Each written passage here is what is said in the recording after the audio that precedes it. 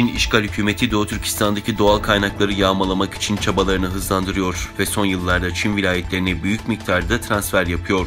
Çin'in Tanrı Dağı ağında yer alan habere göre Doğu Türkistan'ın Kumul bölgesinden Çin'in Zangsu kentine transfer edilen toplam elektrik miktarı geçen 7 yılda 237,241 milyar kilowatt saate ulaştı. Habere göre Doğu Türkistan'ın Kumul bölgesinden Çin'in Zangsu kentine özel yüksek gerilim enerji nakil hattı 27 Ocak 2014 tarihinden itibaren hizmete açıldı.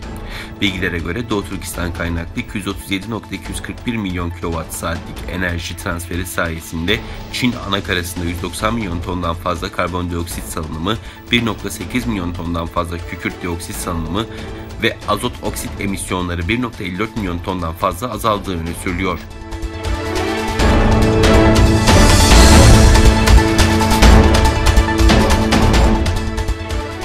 27 Mayıs'ta İngiltere parlamentosu dünyadaki soykırımları tartıştı ve İngiliz hükümetini Uygurlara yönelik soykırımdan sorumlu Çinli yetkilileri kovuşturmaya ve cezalandırmaya çağırdı. İngiliz parlamentosu bu yıl 22 Nisan'da Çin'in Uygurlara yönelik muamelesini soykırım olarak kabul ettikten sonra soykırımın faillerini ilk kez tartışıyor. Toplantıda Senatör Lord David Alton hükümetin konuyla ilgili tutumunu eleştirdi ve Doğu Türkistan'daki Komünist Parti Komitesi Başkanı Chen Quanzhou'yu neden henüz cezalandırmadığını sordu. Alton, Hong Kong valisi Carrie Lam'ın hedefe alınması ancak Tibet'in eski parti sekreteri ve Sincan Parti Komitesi'nin şu anki sekreteri Chen'in cezalandırılmaması çok garip dedi. Senatör Lord John Brown, hükümetin soykırım kararının mahkeme tarafından verilmesi gerektiği yönündeki tutumunu eleştirdi ve Rusya ve Çin'in reddetmesi durumunda mahkemeden karar vermesini isteyemeyiz. Çünkü bu durumda hiçbir mahkeme davayı dinlemeyecektir dedi.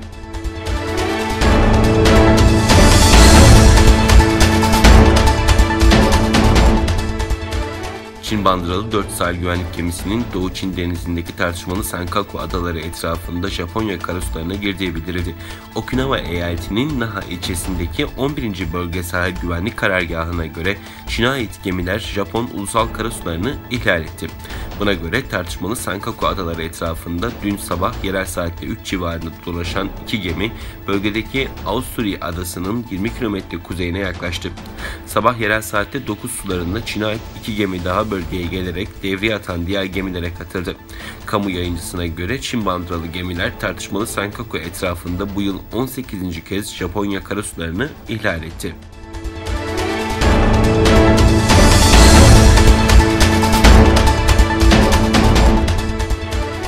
Uruguay'daki bir araştırma Çin'in Sinovac aşısının 2 dozdan sonra hastalığı önlemede %57 etkili olduğunu gösterdi. Türkiye'de halihazırda aşılama kampanyasında Sinovac ve BioNTech aşıları kullanılıyor. Dünya Sağlık Örgütü COVID-19 aşılarında etkinlik oranı için alt sınır olarak %50'yi belirlemişti. Şili'deki araştırma 2 doz Sinovac'tan sonra etkinliği %67 olduğunu göstermişti. Ajans France Press'in haberine göre aşılamanın 1 Mart'ta başladığı Uruguay'da Sağlık Bakanlığı Sinovac'la aşılanan 712 bin, BioNTech'le aşılanan 150 bin kişiyi inceleyerek rapor hazırladı. Buna göre 2 doz Sinovac aşısı hastalığı önlemede %57 etkili çalışırken ölümü %97, yoğun bakım ihtiyacını ise %95 oranında engelledi.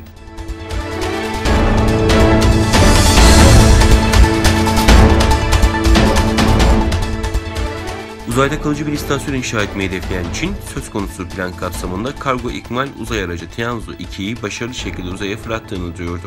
Tianzhu 2, Çin'in güneyindeki Hainan eyaletinde yer alan Wencheng fırlatma merkezinden uzun yürüyüş 7Y3 taşıyıcı roketiyle fırlatıldı.